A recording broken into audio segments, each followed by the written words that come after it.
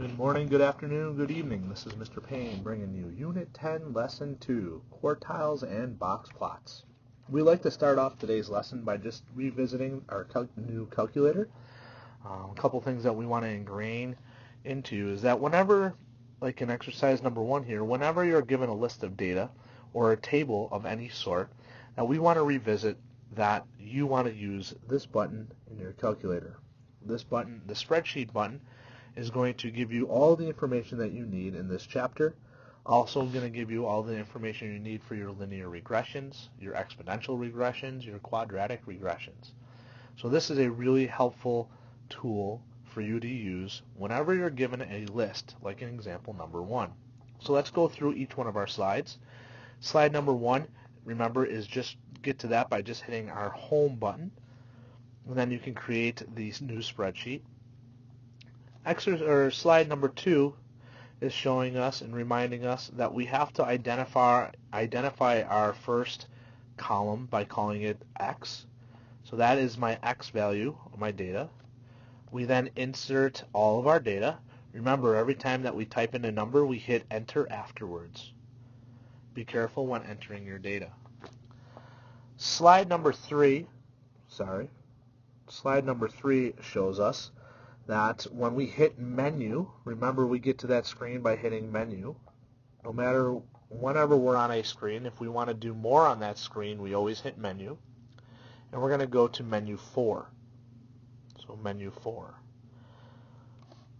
Slide 4 tells us that once we're in menu 4, we're going to hit stat calculations because we want to do some type of calculation in order to come up with our answers. Slide number 5 tells me that we are going to choose one variable statistics. How do we know that we're going to choose the one variable statistics? Well, if you see up at the top, we only have one list of data. Because we're only inputting one list of data, we're only going to do a one variable statistic. And then slide number 6 tells us that we want to hit OK, that we only have one list. Once that information pops up on our next slide, you will see all the information that you will receive. Now let's get down to the nuts and bolts. Don't forget, on the next slide, you're going to have this screen pop up here. So here is slide 7. Don't forget, in this line here, you have to type in an X, and then arrow all the way down, and go ahead and click OK. Once you click OK, the next two slides, slide 8 and slide 9, provide our key information. I'm going to go through each one of these buttons and each one of these key components of the calculator so you know what they stand for. This line here is super important. That is my average, or my mean. M-E-A-N, my mean, or my average. The next important information that we would see that's not on this screen is a N.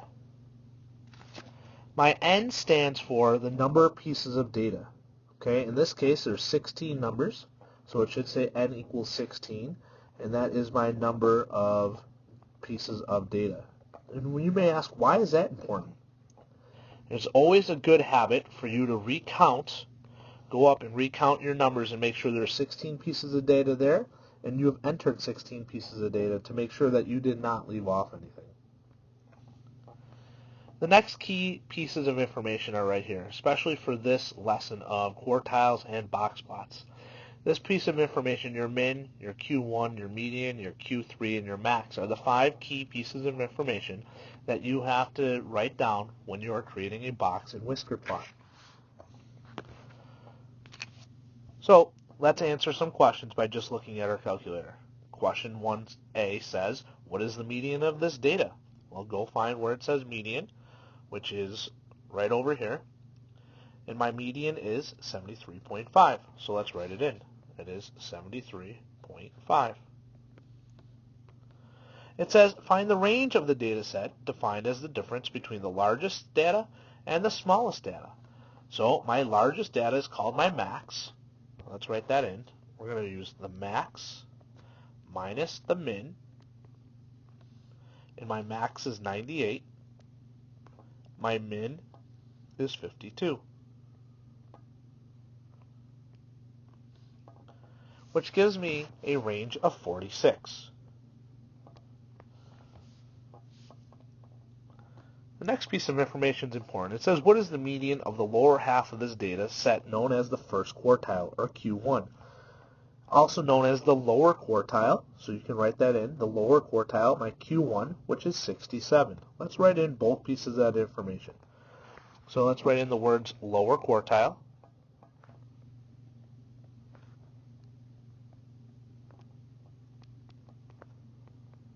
and that's going to give me 67. Well, if C is the lower quartile, what is the median of the upper half? What do you think that's going to be called?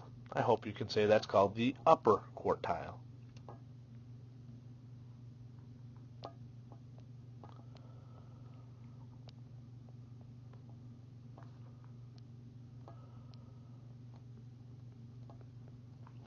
And my upper quartile is going to give me my Q3, which is 83.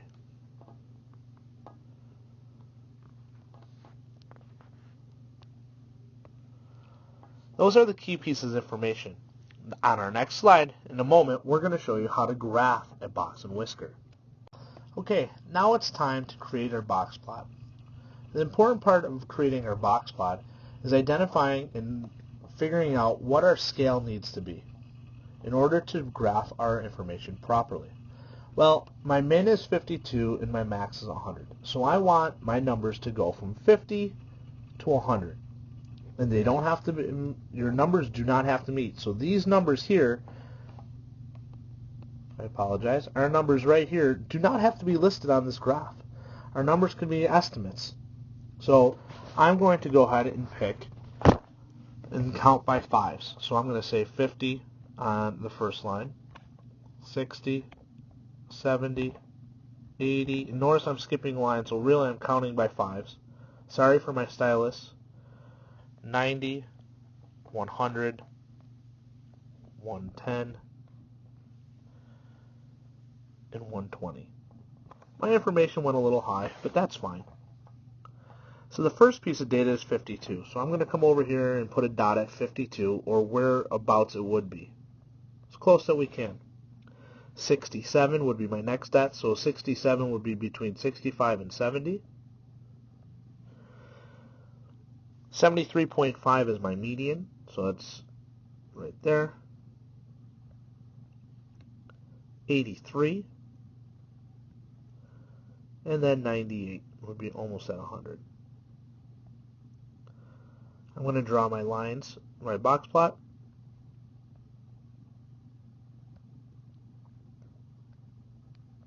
And then to finish my box plot, I just connect my dots together.